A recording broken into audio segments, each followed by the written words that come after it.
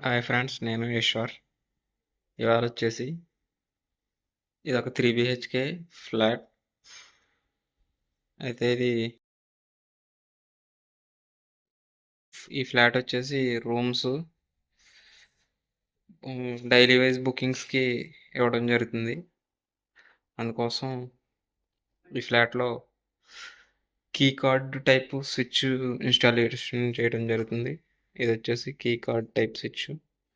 ఇందులో కీ పెడితే ఆటోమేటిక్‌గా పవర్ సప్లై ఆన్ అవుతుంది. కీ వచ్చేసి ఇలా ఉంటుంది. ఇది ఇట్లా మనం కస్టమర్స్‌కి కీతో పాటు దీన్ని ఇలా ఇస్తాం.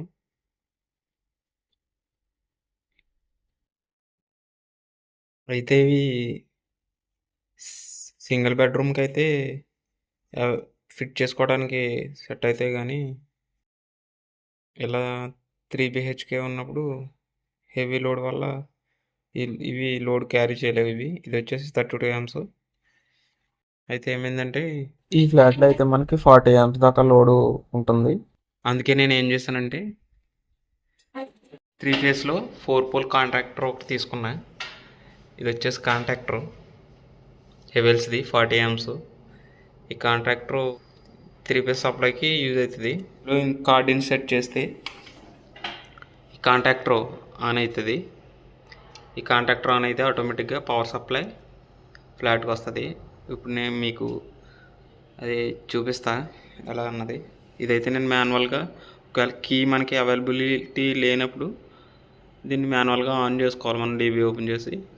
ఇలా ఇప్పుడైతే ఆఫ్లో ఉంది కాబట్టి ఇప్పుడు నేను కీ ఇన్సర్ట్ చేసి చూపిస్తా.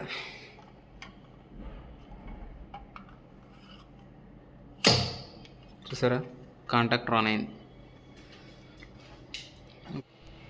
అయితే దీనికి జనరేటర్ కనెక్షన్ కూడా ఉంది. ఇది వచ్చేసి జనరేటర్ కనెక్షను. నేను ఇంకా న్యూట్రల్ అయితే డైరెక్ట్ చేయడం జరిగింది.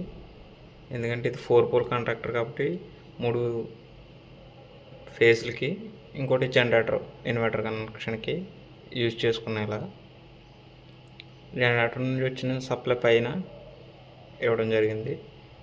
ఏడిచ్చా న్యూట్రల్ అయితే డైరెక్ట్ న్యూట్రల్స్కి కలిపేసా. ఇంకొచ్చేసి ఇది వచ్చేసి కాంటాక్టర్ ఆన్ చేయడానికి డైరెక్టర్ కనెక్షన్ ఇవ్వడం జరిగింది. ఒకవేళ పవర్ సప్లై పోతే జనరేటర్ ఆన్ చేస్తే జనరేటర్ మీద రన్ అయ్యేలాగా కాంటాక్టర్ ఇచ్చా. కింద ప్యానల్ బోర్డులో ఆటోమేటిక్గా పవర్ పోతే చేంజ్ చేయడానికి change over to power main సప్లైకి చేంజ్ ఓవర్స్ ఉన్నాయి. ఆటోమేటిక్గా పవర్ పోతే జనరేటర్ కనెక్షన్కి షిఫ్ట్ చేస్తుంది. ఆటోమేటిక్ పవర్ కూడా ఏడికి వస్తుంది.